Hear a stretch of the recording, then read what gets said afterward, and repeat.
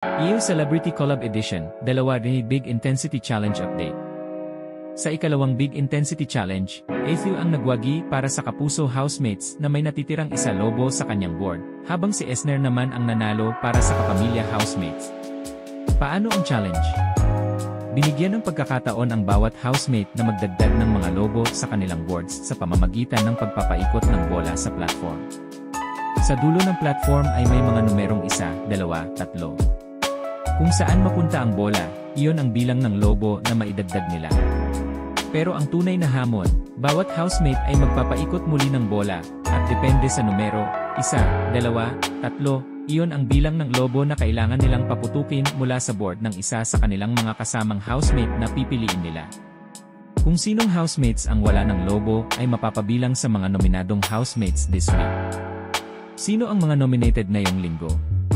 Kapuso nominated housemates, Mika, Charlie, Dustin, Vince, Will. Kapamilya nominated housemates, Brent, Bianca, River, Cyril, Clarice. Tuloy-tuloy ang tensyon sa loob ng bahay. Sino kaya ang maliligtas at sino ang magpapaalam? Abangan sa #PibCelebrityCollab.